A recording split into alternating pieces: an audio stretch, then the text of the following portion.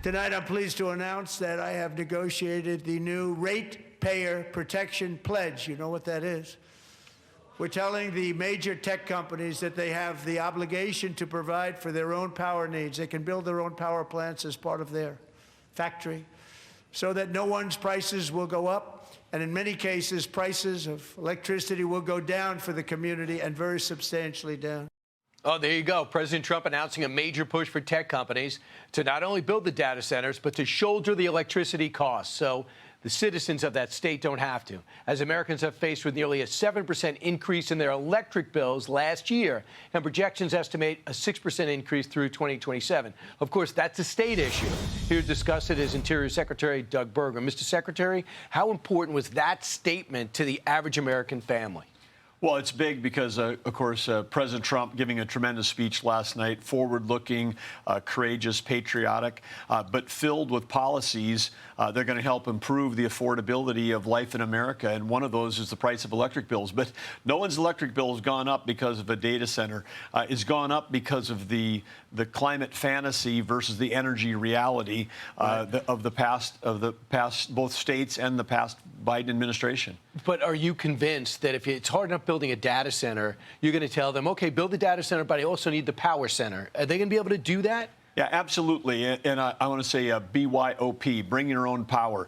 The five hyperscalers, the five big tech companies, they've allocated $400 billion of capital as part of their budgets next year to build power, as well as build artificial intelligence manufacturing centers. That's what these really are. They're really not data centers. They're manufacturing intelligence. And so when they're out there doing that, they can bring their own power. It won't raise rates for Americans. The crazy thing about your resume, you got that ag background, rancher background, governor of a state, but you also started off in tech, so you could appreciate this next stat. Fox News poll, we asked people about how they feel about U.S. policy when it comes to AI. Here's it. Should you be careful and address domestic risks? You have 80% say yes. Rapid stay ahead of China, only 19%. What do you take away from that? Well, we've got some educating to do around what AI actually is and what it can mean. But this is the greatest extension of human capability in anyone, not just in a lifetime, but since the beginning of recorded history. This is going to be a productivity gain. This is going to help us cure cancer.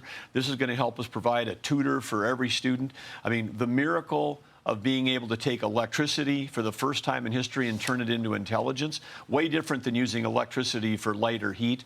And the country that leads in this is also going to lead in where the capital is going to flow, where the jobs are going to be created, and where advanced manufacturing is going. The U.S. cannot lose to China in the AI arms race. But how do you feel about only 19% agree with you? What do you tell the American people? Well, I think we have to demonstrate it. People have to see it and understand it. But that's going to be coming, and it's going to be coming so fast. People are going to start seeing the benefits of this. But again, people are afraid. Everyone says be afraid of the future.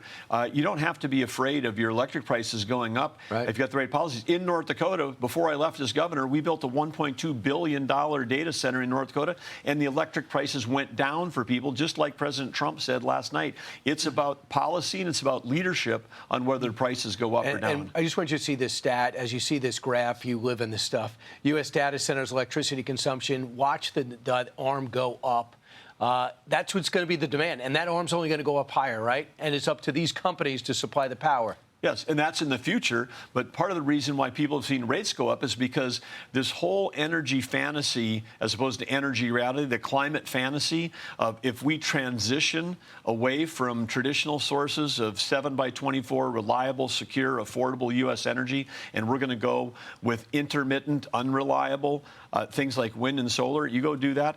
When you do that, that was energy subtraction. We were actually taking power off the grid because when the wind wasn't blowing, the sun wasn't shining, we had less electricity. So rates went up for Americans higher in some states than others because they over-rotated too far to energy subtraction. We need energy addition in this country, and energy addition is what President Trump is all about. It's what our policies are about, and it's what the hyperscalers and the tech companies are going to help build more power in America, which we need. Last question, because we're already over. When it comes to rare earth, one of your missions is to make us, to separate us from China on rare earth, where we have our own supply, whether it's with allies or business deals or here at home. How close are we to supplying and buying our own rare earth and not have to get it from China? Well, also in a race, but again, this is going to be a collaboration, great effort between Energy, Interior, the State Department, dozens of companies and countries in the United States last week working on this, a whole set of nations all agreeing to trade freely amongst each other with price floors to stop China from killing these markets by illegal dumping. We're going to solve that problem so that China can't have a stranglehold on the minerals we need for defense, for technology, for medical, all the things we need. It's if you drive a car and have a cell phone, you're touching dozens and dozens of critical and rare earth minerals every day in your daily life. Mr. Secretary, thanks so much. There's no bigger issue in our country for our security. You're doing an unbelievable job. I'm Steve Doocy. I'm Brian Kilmeade. And I'm Ainsley Earhart. And click here to subscribe to the Fox News YouTube page to catch our hottest interviews and most compelling analysis.